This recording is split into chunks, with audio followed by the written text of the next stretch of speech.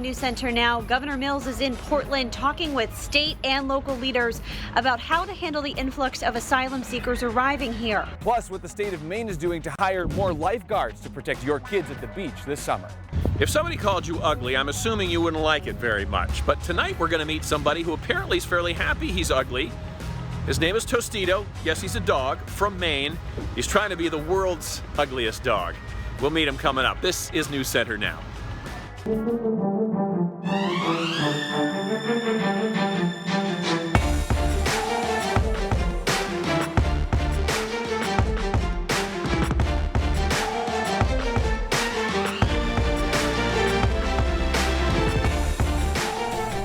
Good evening, everyone, and thanks for joining us. I'm Lindsay Mills. And I'm Lee Nelson. Glad you're with us this evening.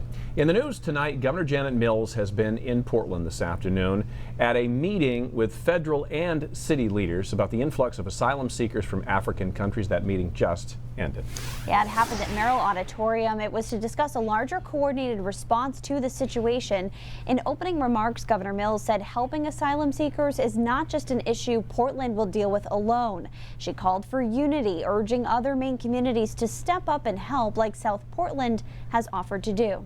Portland City Manager John Jennings also provided an update on the number of people at the Expo, which is, as you probably know, serving as an emergency shelter. 157 asylum seekers were at the shelter last night. The city has processed 227 people total. Over $200,000 has been donated already to Portland's relief effort.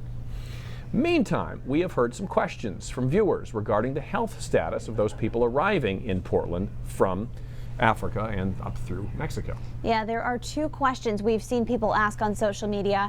Is the Democratic Republic of Congo currently Ebola stricken, and are these people a risk? We verify. Congolese immigrants are among the hundreds from African countries who are expected to arrive in Portland from the border this week. Our sources, the city of San Antonio, Texas, the city of Portland, Customs and Border Protection, and the World Health Organization. The World Health Organization has reported a lot in the last month on an Ebola outbreak in the Democratic Republic of Congo. Now, it is true, Congolese refugees come from a country experiencing an Ebola outbreak. If you stop there, though, you miss important information. Portland City Manager John Jennings in a news conference earlier this week. There have been some unfounded rumors, specifically focusing on the health of the individuals who are transiting to Portland or who are coming into our country, which are categorically untrue. U.S. Customs and Border Patrol confirmed to our verified team that they monitor all immigrants to the country and have tests to identify cases of Ebola. They've had no encounters with Ebola along the southern border. While Congo is having an Ebola outbreak, immigrants from the country are tested and there's no evidence that they're carrying any dangerous virus into the U.S.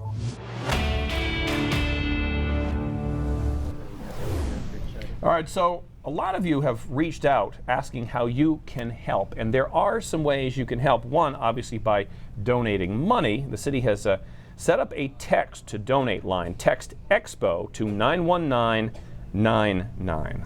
And those who are wanting to volunteer their time today, we finally have an answer to that. The United Way of Greater Portland is accepting volunteers, and joining us with more information on that is Senior VP of Resource Development, Matt Wolcott of United Way of Greater Portland. Thanks for being here, Matt. Thank you, Lindsay. Thanks, Lee. So what's the first step? People are urgent. They want to help. They want to donate their time if they can't donate money. So what can they do? Sure. Well, already there's been an outpouring of support in all forms from this community. So it's really, really amazing, very humbling. United Way of Greater Portland is honored to be working in partnership with the city and the resources to really be the intake entry point for volunteers looking to get involved during this developing situation. So if volunteers or interested folks in the community are wanting to get involved, they can simply go to unitedwaygp.org/asylum, or go to our website or social media channels, or certainly to the city's website, and we'll direct you towards an intake form, which then allows folks to tell a little bit about what their skill set is. What their skills are, sure, Yep. and then how they can help. Have you ever dealt with anything like this before? So United Way is no stranger to dealing with various crises nationally and internationally. Here in Greater Portland, We've been doing this for some time, though we don't have anything to compare this to in recent memory. This happens to be our 90th anniversary year, so we've been mobilizing the community for 90 years now. So we've done this a couple times in various forms. You were just at that meeting that the governor was at, which just wrapped up. You left early so that you could be here with us. Thank you for that. But what was it like for you to see, federal, local leaders there in one room, talk with other agencies such as the United Way of Greater Portland, trying to come together to work on this developing situation? Sure. It was really wonderful to see all the different agencies, all the different partners and resources coming together. There was a wonderful moment where U.S. Customs and Border agent spoke to the audience, really debunked some information, shared a little bit more about their role in this whole process, both at the U.S. southern border and here in the state of Maine. And it was just a really wonderful testament to the community rallying together for what is really a humanity situation. And we're hoping to hear more about that in our later evening newscast as well. So thank you so much for being here and for your continued help. And let's turn things over to Keith, see what's going on outside weather-wise. Hey, Keith. It was kind of a weird day, right? As we talked about, we had some clouds in there, some sun in the middle part of the day, and then some showers. And thunderstorms ongoing right now. They're convective. You can see them kind of pushing up into the atmosphere, into the mountains particularly. Thought the strike zone might have been farther south, but the heaviest thunderstorm activity is actually right now over northern Maine. Let's zoom in there. You can see a couple of these thunderstorms coming through. Nothing severe with these storms, it appears. Just a little lightning, some heavy downpours, and they're relatively thin in their presentation, meaning they move through pretty quickly. Nice little cell here, probably going to clip just into Greenville in about 20 minutes or so. That has a pretty good look to it. It might have perhaps some small hail to it, and then just a couple of showers and thunderstorms popping up to the west as well. Coming off Sebago, those are just pop-up showers. Some of these are coming through for 5 or 6 minutes and then moving on. That's kind of the pattern we're in through the rest of today. Temperatures upper 60s, low 70s. Those showers tend to wind down later tonight when the sun sets, and we're in good shape for tomorrow. We should be partly cloudy to mostly sunny. Guys, temperatures upper 70s, some low 80s by tomorrow afternoon. Not as good as last weekend. That's going to be hard to repeat, but overall a pretty good weekend coming up. Okie dokie. Yeah. One thumb up and one thumb sideways. Exactly. How about that? That sounds good. All right, let's check out some news. Maine State Police provided an update today on the investigation into the death of Trooper Ben Campbell back on April 3rd. They showed a close-up presentation of the scene, pointing out where Campbell was standing by the driver's side of the car he was assisting. The outside wheel of the tractor trailer came just to the right of Campbell's cruiser, making black marks on the right side of the SUV while passing by, and then it struck Campbell. Nearly simultaneously, state police say about a second later, the inside wheel traveled and went just to the left of the cruiser. A wheel made contact with the guardrail and was then guided by that guardrail to the area where Campbell was standing. It was that wheel that state police say hit the front of the vehicle Campbell was assisting. And Jackie Mundry will have much more on this story throughout the next 90 minutes here on News Center Maine. John Williams will not testify during his murder trial. And we had heard he would at first. Williams, of course, the man accused of killing Somerset County Sheriff's Deputy Eugene Cole in Norridge Walk in April of last year. A couple of psychologists took the stand for the defense today. One testified that people who are under the stress of isolation, hunger, fatigue, and pain can lose the ability to make decisions and could have affected Williams' decision-making process when he confessed to detectives that he shot and killed Corporal Cole. In addition, specialists told the jury that Williams was doing an extraordinary amount of drugs and would not have been able to make rational decisions that evening. The prosecution then brought in a rebuttal witness who said Williams knew full well what he was doing. Closing arguments could happen as soon as Monday. And we'll check some other headlines for you now. President Trump backtracking today on something he said earlier in the week. He said today that, quote, of course he would go to the FBI or the Attorney General if a foreign power offered him dirt about a political opponent. This is a walkback from comments earlier this week that he might not contact law enforcement in such a situation. Trump, in an interview this morning with Fox and Friends, said he would, of course, look at the information in order to determine if it was, quote, incorrect, but added that, of course, you give it to the FBI or report it. Well, Maine has another lifeguard shortage for state parks. We'll see what the state's doing to try and fix this ongoing problem. All right, last week we told you about a dog in Falmouth that's kind of unattractive. Maybe the ugliest dog in the world. We'll have Tostito's story coming up in a bit.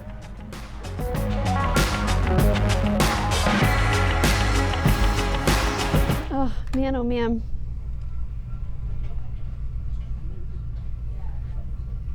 Oh, no worries. All good. Happy Friday, everybody.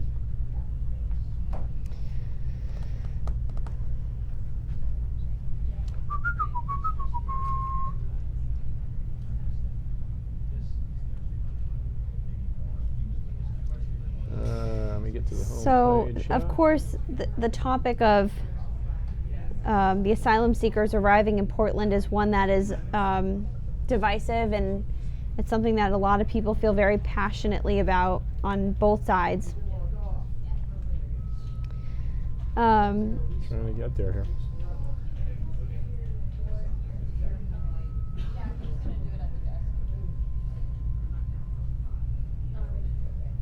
So we were able to verify that these immigrants are not bringing any health hazards to the United States. Yeah. They are tested at the border before they enter the country by customs officials. And so they have seen no evidence, have had no cases of any immigrants coming in with Ebola.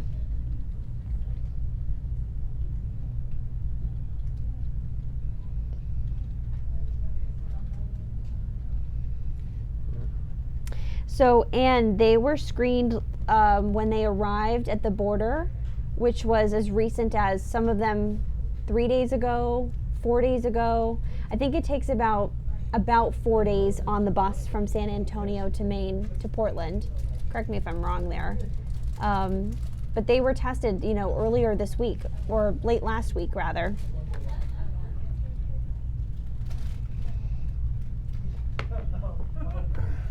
I think we need to be a little bit careful to just be tossing around statements like they have Ebola. Yes. Because that's just fueling rumor and fire. And it's not responsible. You know, could somebody maybe, possibly, maybe have gotten through and have it? Maybe, yes. Were they tested, as Lindsay said? Yes. Let's not spread blanket statements on Facebook that they have Ebola, because that's not what health officials are saying, and it's irresponsible. Orville says they are only humans and need to be treated as such, in my opinion.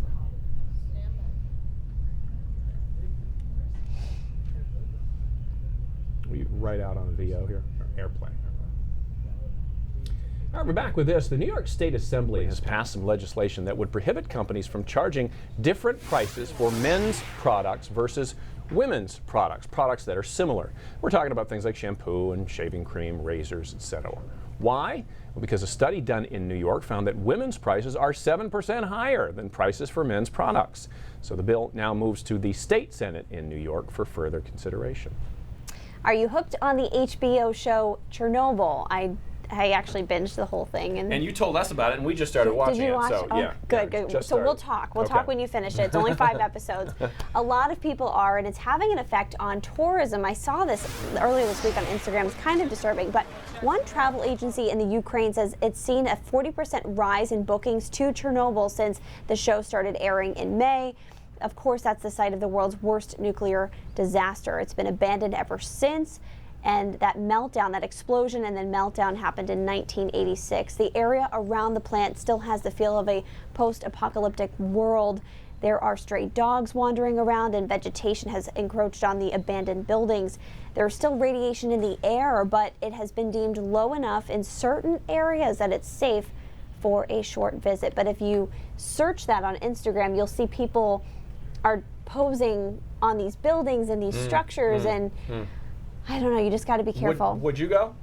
I don't think so. I don't think I would either. Yeah. I don't think I would either. No. Yeah. It's just. It is very curious.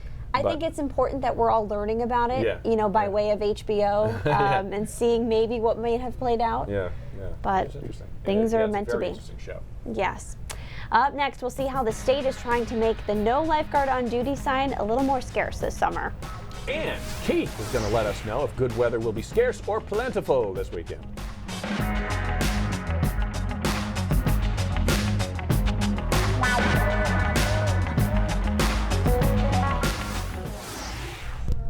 What was the scarce one? I couldn't read it.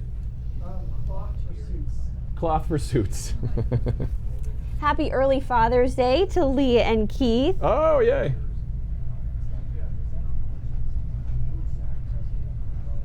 So I've been trying to think about how to respond all day, well, really since earlier this week, about the argument or the statement that how come the city hasn't helped our homeless in this way. The response when we asked city leaders that on Wednesday, the response was this is an international emergency that Portland is now involved in. That was their answer, and they say that it's the right thing to do, to step up and to help.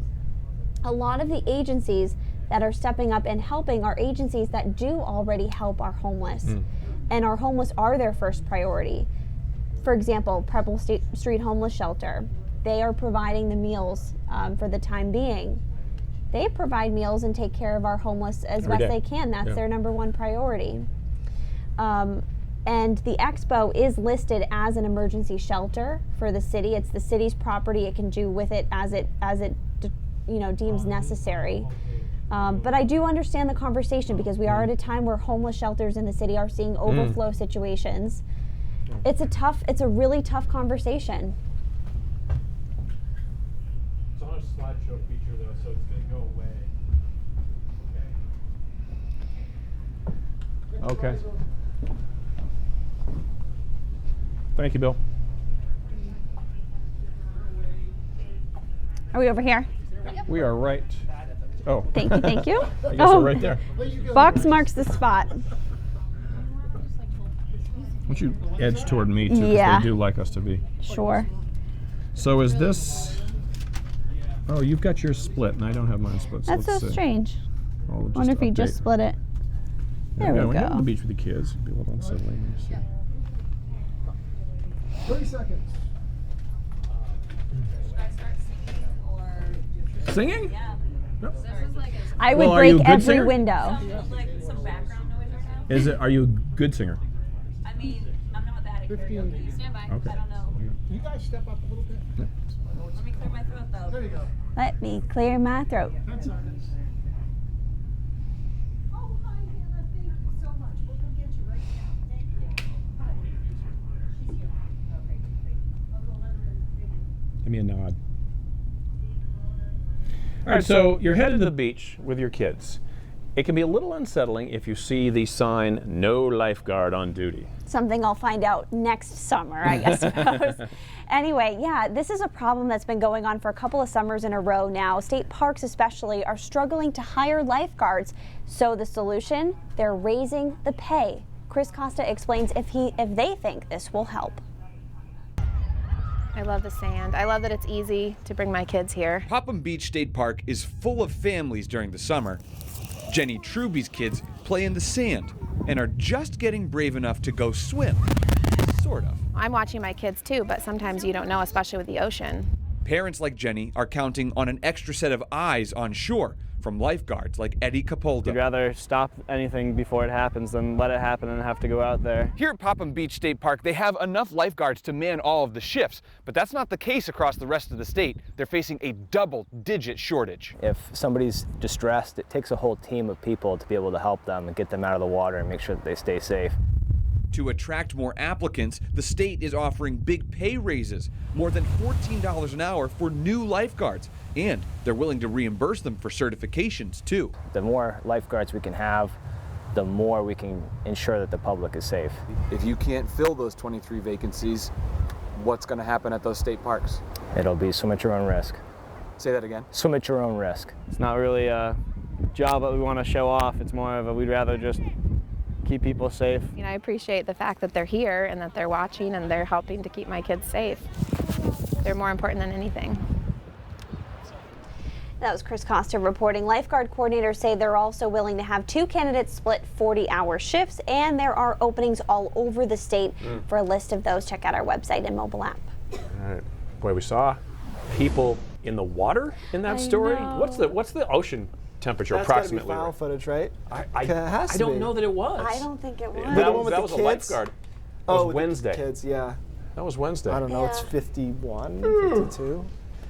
Kids don't care though. You know that. They really don't. They don't care. They don't. It's I like don't- taking an ice bath. I don't know why that is. Like, there's got to be some psychological. They're just maybe they're smaller. Their blood circulates faster. No, I don't think maybe that's how it they works. want I don't it. think that's how it works. Is that a brain drop? I don't know So- why. We should look into this. Why do kids not care about cold water? Maybe because they're doing it for different reasons than we do. You know what I mean? We go in for enjoyment and they're like exploring, perhaps. Okay. I don't know. I'm just making that up. You can probably Google it. But anyways, here's the visible satellite. We had some nice breaks of sunshine in there. That led, though, to some showers and thunderstorms, which are relatively prevalent right now away from the coastline. Take a look at a couple of them. One batch into Aroostook County. That's actually petered out a little bit. Watch this little finger, though. Look at that. That little hook on the back end here. And just take a look at that storm as it continues to move over Aroostook County. Meanwhile, the cell that I told you about 5 minutes ago is blown up that on its way to the south of Greenville here. That's a pretty good looking cell with some lightning in it. The rest of these are garbagey little cells, just a couple of showers, and they're moving very, very quickly, a few downpours. That will about do it. Those die down tonight when the sun sets. After that, it's clear for most of us. And tomorrow's a good looking day. I think we'll start partly cloudy and then end up sunny by about noon and then stay sunny through the afternoon. And the temperatures are going to respond nicely to that because we don't have much of a sea breeze tomorrow, a good amount of sunshine. The combination should get us to the mid 70s in most spots, low 80s in Sanford, Freiburg, the usual suspects, 78, 79 in Bangor. Just a little marine influence towards Rockland and Bar Harbor, but most of us, again, nice, comfortable, and dew points not all that high. Now, Father's Day is not quite as nice. We'll see a couple of showers come through in the morning, get a break in the middle of the day, and then a couple of thunderstorms possible in the afternoon. In a lot of ways, actually very similar to today, most likely, but increasingly humid on Sunday and into Monday. So you'll feel that difference in the air mass leading to these showers and thunderstorms. And then we're in pretty good shape on Monday with partly cloudy conditions by about mid-morning. Our general pattern here is interesting because last summer, if you remember, the Bermuda high was the reason we were so hot and humid. Well, we almost have a Bermuda high in place here, but this one has slunk too far to the south and southeast over the course of next week. And the result of that is that we pump in a lot of the moisture from Bermuda high, but we don't get the warmth that we did last year. So I think we're a little unsettled through next week, with showers possible on Tuesday and perhaps again on Thursday into Friday. Overall, not a bad week, but you know, the models keep delaying the big warmth. They had hinted it was going to happen late next week, and then they backed off it. Now they're trying to push it to next week. I don't know. We'll see if we get there. We continue this pattern that Lee and I have talked about of just doing spring on average. Right. We're just like plugging away at it, 70 degrees or so consistently through the week. We'll watch next Friday as maybe some rain, but that's it. We're just there are almost no undulations in our temperature pattern here, which is pretty rare for mid latitudes like Maine. Mm-hmm. All right. We'll take it. Is what it But is. it could be worse. Yeah. It could be way worse. It was worse. Could dip down. Yeah, That's what it could do. exactly. Archie, thanks very much. Hey, they say the eye, or the beauty rather, is in the eye of the beholder, but ugliness, specifically the world's ugliest dog, that is determined every year by a panel of judges. Okay. And this year, a friendly face here in Maine is in the mix. Sam York has the story. Come on, Tiny. Come on, good boy. From the moment Molly Horgan and Sammy Gardner met Tostito, Tostito, sit. they knew he was the one. Good boy. And I saw his face and I knew that I had to have him right away. He's just like any other pup. He loves to run, is crazy about snacks, and can nap just about anywhere. There's just one difference. The vet thinks that the teeth rot caused the bone to rot too from being neglected for so long. Got some grass in your paws. When Molly adopted him in 2017, Tostito was in pretty rough shape. His previous living conditions were so bad, it led to his lower jaw completely deteriorating. A lot of people say like he's so ugly he's cute, which is true. Like he's just the goofiest looking dog. But that goofy charm is paying off. And now it's capturing the hearts of people around the world. every day you get like a message. Yeah. It's like, oh, can I talk to you about toads? It's Which is awesome. Yeah. It's a lucky boy. The trio will be jet-setting to California later this month, so Tostito can strut his stuff in an event like no other. The world's ugliest dog competition. There's a red carpet thing that we get to walk down, and there's celebrity judges. An award that might be insulting to some, but Molly and Sammy say they're honored. It's all about just celebrating that every dog is really beautiful, and it's not an offensive thing at all. To them, the competition is about much more than a trophy. He's just unique. And yeah. Being ugly doesn't mean that you don't deserve to be loved. It's about embracing our differences and loving what makes you, you. In Falmouth, Samantha York, News Center, Maine. He's getting plenty of pats, so he's fine. The competition is June 21st in California. The winner gets a cash prize and a monetary donation to the animal shelter of their choice as well. So let's hope for the animal shelters here in Maine's sake that Tostito brings home the crown. Good luck, Tostito. Yes. A lot more coming up on News Center Maine at 5:30. Cindy's here with a preview. That's right. That man who was arrested in Maine for that cold case murder in Connecticut is going to be going back to Connecticut to face those charges. Mark Karam was before a judge today. We'll show you. And we're going to meet a power wheelchair soccer team from Wisconsin made up of teenagers and adults that's making a return trip to the national tournament this weekend. But that was after a heartbreaking loss in the championship last year. We're going to meet them all. This is pretty cool stuff. It's all ahead at 5:30. Back to you. Those are cool wheelchairs. Aren't they? Yeah. They're the power wheelchairs. Wow, awesome. We're back after this. Oh, Tostito. Have a good weekend, you guys. Happy Father's Day. Thank you. You're out of here, right? Yes, yes, yes. Bye, guys. I know, guys. Wasn't Tostito the sweetest? Have you seen the movie Fern Gully? I have not. I feel like was the kid. Liam, have you seen Fern Gully? No. Okay. It's an old, I think, Disney movie. It's an animated movie. And it's about like pollution in the rainforest. And there's a character named Batty who looks just like Tostito. Like exactly like Tostito. You guys watch kids' movies like pretty recreationally? Or? We do, but like that movie I haven't seen in years. It's just one that I remember from childhood. It's okay, it'll work out well. Yeah. Well, you gotta wait a couple years, but. No, we're those people. We watch the kids' movies all the time. Hotel Transylvania, personal favorite. I have not seen it. I can recommend all the good ones for when Luca's ready. When he's of age. Yeah, don't do Lilo and Stitch. They're a little scared of that. Okay. I'm trying to think. I've been tempted to watch a few of them on long flights, but I end up just being like, I'll just read or something. Yeah. Because the movies are usually pretty bad. One of the worst decisions I ever made for a flight movie, a great movie. I watched 12 Years a Slave on a flight though, and that's just like, it's too intense for that situation where someone has come by with like Coke and food, and you're like, yeah. Yeah. I agree.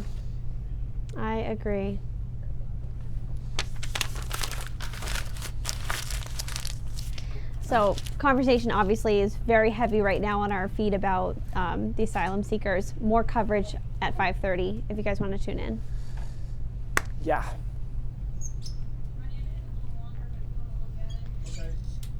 Where was it longer? Beginning of the video?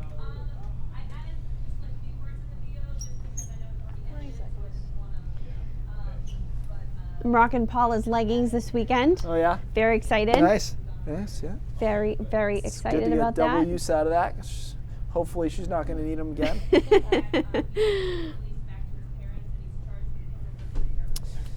All right, in the nerd world, pretty big deal. The American GFS model underwent an upgrade a couple of days ago to what's called the FV3 version. So it's a different gridding version. And some of the examples of the performance of it, actually this one was over the Northeast with the bomb cyclone that everyone was talking about in January of last year. So this is the GFS from last year.